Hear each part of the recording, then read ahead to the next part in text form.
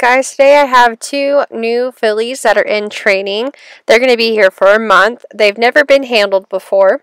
I take that back. They have had a little bit of handling before. They were sent to a trainer before I had gotten them. They were there for, I believe, 1 or 2 weeks, maybe 3. And basically they were taught to give you 2 eyes and kind of follow around, and you could get a halter on them. Other than that, they haven't been halter broken. They haven't learned anything else other than that, to my knowledge. And with how they acted during training, that's kind of what I've gotten from it. So they're here now to get halter broke and then to be ridden. And this is going to be an awesome video. I'm really excited about it because it's going to help prepare me for the Extreme Mustang Makeover. I'm hoping to do that this year. Sent my application in, just waiting for approval. It might be that it might be next year or something that I get in. I'm not sure because it was kind of late. Anyway, so here I am. I'm working on trying to catch this horse, and I'm trying to see how far it's really gone. I do know that this horse does kick, and with all horses, I'm always going to be prepared for that horse to kick. So I'm just kind of figuring out as far as how much this horse really knows. Now, right here, I only have 5-foot panels. I'm really looking forward to getting 6-foot panels soon when I get the Mustang part situated. I'm really excited about getting those facilities for the Mustang soon and being able to take in these horses, because this horse can basically jump these fences if it wanted to. And with how catty they are and reactive, they will most likely try. And so I'm just kind of seeing if I can gradually walk up without being really intimidating to put this halter on this horse. And really, with how she acting, she is it. And I ended up having to rope this horse, and I'm going to fast forward it past this. But I ended up having to rope her to get her. I really didn't want to do that because, like I said, she could jump, and it does kind of ruin your trust there. But you got to do what you got to do, you know. I was able to put that lasso on her, rope her, and pull her in, get the halter on, and then work from there. And I also forgot to mention, I was working on round penning, but I had to shrink this round pen a little bit. They're in pins inside the round pen, just to avoid any issues with transporting. Right now, they just know how to move through panels, so you'd have to make a pathway through panels to get into the round pen, and that's just too much work and too many risks that can be happened there. So all I was really doing was just moving their feet and kind of trying to get her butt to stop swinging towards me, and just walking up to her, and then once she kind of sniffs me, work my way up and then walk away. So I really like right there, that's where she caught 2 eyes and she starts coming near me. Like I said, that was about as far as I could get, and I was out here for a good 3.5, 4 hours trying to get this halter on her, and I did it in the round and then the little pin, and she was just too nervous and reactive, so I had to go to the last move and go ahead and rope her. Alright, so the halter's on. Now I gotta work on getting the lead rope. Yes, I could have left the lasso on and then just clipped the lead rope to it, but I wanted her to kind of relax a little bit, so I took the lasso off, kept the halter on, and left her in her pen for a few hours, and she got about an hour break, and then I came back out to work with her. Alright, so now I'm kind of throwing her off balance and teaching her the pressure of that lead rope. I really like using these 4-knot halters because it's a lot easier for them to not pull against me.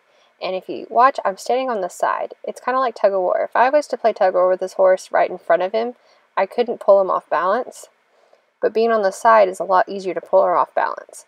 So if you watch, to get her used to that, I'm just pulling on the side. And as soon as she takes a step, I release. So watch, watch, watch, watch. Still pulling, still there. Okay, she tried to pull me off, so I threw her off balance. Okay, now I'm going to try again. There, release. That release was a little too slow there. There.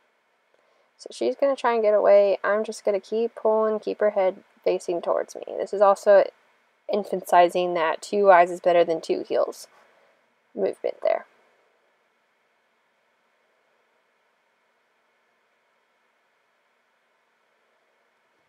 Okay. Alright, so I'm not really looking to teach this in this video. I definitely recommend that you have a professional with you if you're trying to do this on your own, or sending your horse to a professional. But if you can kind of watch this video, kind of see she's finally getting off that pressure. So it's one thing to follow me. I want to know that she's not going to pull back when there's a little pressure on that lead rope. And she's kind of showing this, kind of showing that. She's doing good there. Okay, I'm just rewarding her, kind of petting her. She's a little head shy, that's alright. I should have kind of petted her by her withers there. That's a lot least likely spot. That's your first spot to go because it's least likely to be sensitive. Excuse me. And as you kind of watch, I kind of like slowly moved my hand towards her to kind of ask for that permission. Okay, so once I kind of got her used to walking really well, I moved on to desensitizing. Like I said, I'm not looking to teach in this video, so I'm just kind of showing you so we have progress videos. But as you can see, she's a little nervous just with that lead rope moving. So I'll go ahead and fast forward it and show y'all everything else.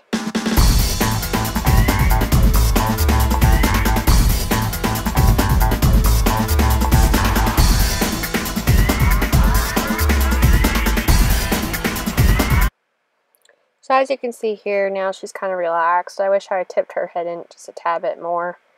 That's my only complaint there. But she's not as sensitive to that now, and I'm just waiting for her signs of relaxation to stop. Alright, so now I moved on to the hindquarter area. As you can see, she's a little nervous there. She's trying to kick at it. She doesn't like it, so I'm just going to keep going.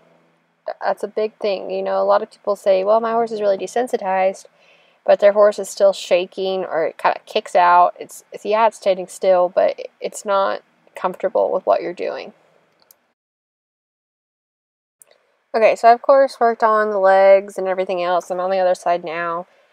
Just kind of showing you how reactive this side is. A lot of people are like, I don't understand. It wasn't reactive on the other side. We got it calmed down. Why is it doing that? Well, you got to think they have two brains. So what you do on one side, you got to do on the other. So now we're doing this other side. So you can see now she's nice and relaxed and able to do that back feet without any kicking. So that's a really good change there. She's starting to kind of lower her head just a little bit. She's starting to get relaxed. That's what I want to see. Alright, so please remember, I am skipping a lot of steps. I'm not teaching in this episode. I'm just showing you kind of where we're starting. So do not go outside, grab a horse that's never had a halter on or has never been halter broke and start doing this in this order. It's not going to work. Speak to a professional, even if it's not me. Find somebody that knows what they're doing, that can watch you or help you with it. And don't go out there and start spanking the stick on the ground with your horse when you don't even do the lead rope first or anything like that. So I am barely moving this stick because if I was to go super high pressure, this horse will freak out and run. You kind of have to have common sense and horse sense with training. Yeah, it's easy. It's a step-by-step thing. But there's also a little bit of bend there because you got to put common sense and horse sense into it as well. So if I were to come here and just start whacking as hard as I can with this stick, that horse will either be terrorized forever and it's going to take a lot longer to fix, or he's going to jump to the fence or both or whatever. It's just going to be a really bad mistake that would happen. So I'm trying to be as calm and just get her used to that noise, and then I'll keep working on it and building on that. And let's just say like in a few days, I'll be really able to hit it on the ground really, really hard. So see how her head lowered? That's really nice. So like I said, just if you're looking to do this, contact a professional.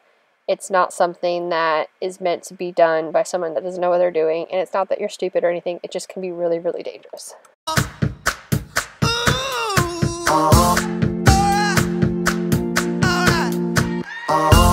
been grinding so long, been trying this shit for years. And I got nothing to show, just climbing this rope right here. And if there's a man upstairs, he kept bringing me rain.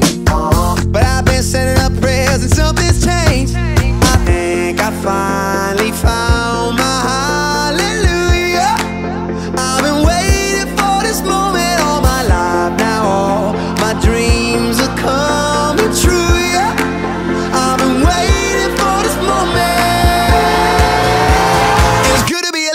right about now.